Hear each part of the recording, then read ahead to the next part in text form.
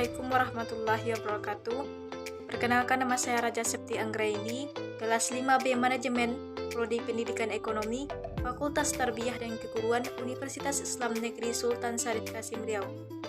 Video ini saya buat untuk memenuhi ujian akhir semester mata kuliah Manajemen Pemasaran yang diampu oleh Bapak Hendra Diopita MM. Pada video kali ini kita akan membahas tentang strategi pemasaran yang digerakkan oleh pelanggan produk jasa guru. Untuk itu terlebih dahulu kita lihat latar belakangnya. Strategi pemasaran yang sesuai dapat menghasilkan keuntungan besar bagi perusahaan. Saat menghadapi sedikit hambatan, pemimpin perusahaan dapat mencoba untuk meningkatkan pangsa pasar melalui harga yang bersaing atau kebijakan promosi yang bertujuan untuk mengusir pesaing lemah, atau mungkin mencoba untuk mengkonsolidasi industri.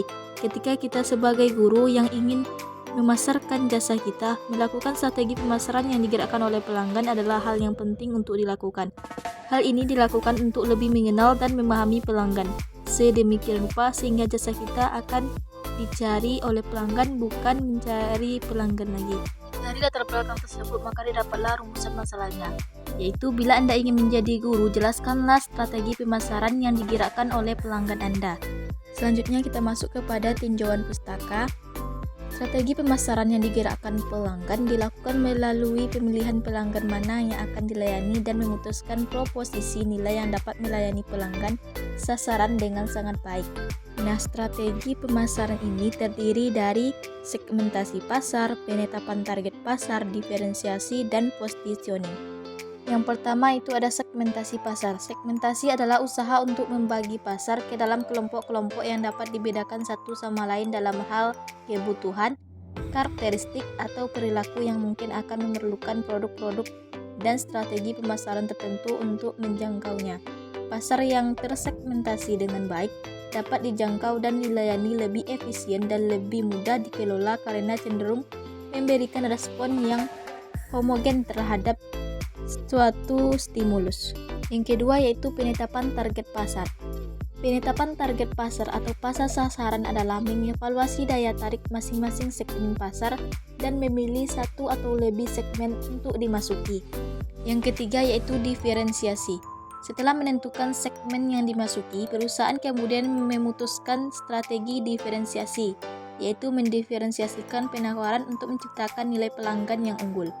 3 hal yang harus dilakukan untuk melakukan diferensiasi adalah: yang pertama, mengidentifikasi segala bentuk diferensiasi yang dapat menciptakan keunggulan kompetitif. Yang kedua, memilih keunggulan untuk membangun posisi. Yang ketiga yaitu memilih keunggulan kompetitif yang tepat. Yang terakhir yaitu positioning. Positioning adalah pengaturan produk untuk dapat menempati posisi yang jelas dan berbeda dalam pikiran konsumen sasaran. Posisi produk adalah cara produk didefinisikan oleh konsumen berdasarkan atribut penting di mana produk berada dalam pikiran konsumen dibandingkan produk pesaing. Selanjutnya kita masuk kepada pembahasan strategi pemasaran yang digerakkan oleh pelanggan produk jasa guru. Yang pertama, segmentasi pasar. Jika saya menjadi guru, segmentasi pasar saya adalah sekolah SMA atau SMK karena saya menguasai bidang keilmuan pendidikan ekonomi. Berdasarkan geografi, jika saya menjadi guru, sekolah yang saya pilih adalah sekolah-sekolah SMA atau SMK yang berada di desa. Karena menurut saya sekolah-sekolah SMA atau SMK di desa itu masih banyak kekurangan guru, terutama guru ekonomi seperti bidang keilmuan yang saya miliki. Berdasarkan demografi, tingkat usia konsumen saya adalah umur 15 sampai 18 tahun. Yang kedua yaitu penetapan target pasar. Jika saya menjadi guru, target pasar saya adalah sekolah-sekolah SMA atau SMK yang berada di desa. Setelah saya menetapkan target pasarnya, saya akan melakukan evaluasi terlebih dahulu. Sekolah SMA atau SMK manakah yang membutuhkan jasa saya sebagai guru ekonomi? Yang ketiga, diferensiasi.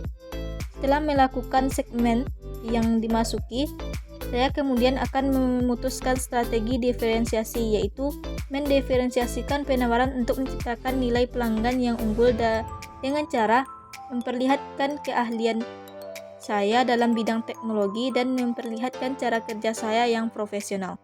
Yang terakhir yaitu positioning.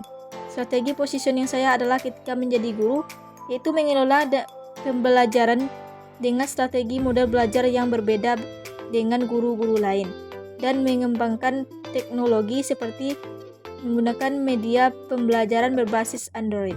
Selanjutnya kita masuk kepada bagian penutup. Yang pertama, kesimpulan.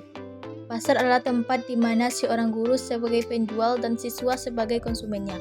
Guru dapat menjual produknya dengan strategi segmentasi pasar, target pasar, dan diferensiasi.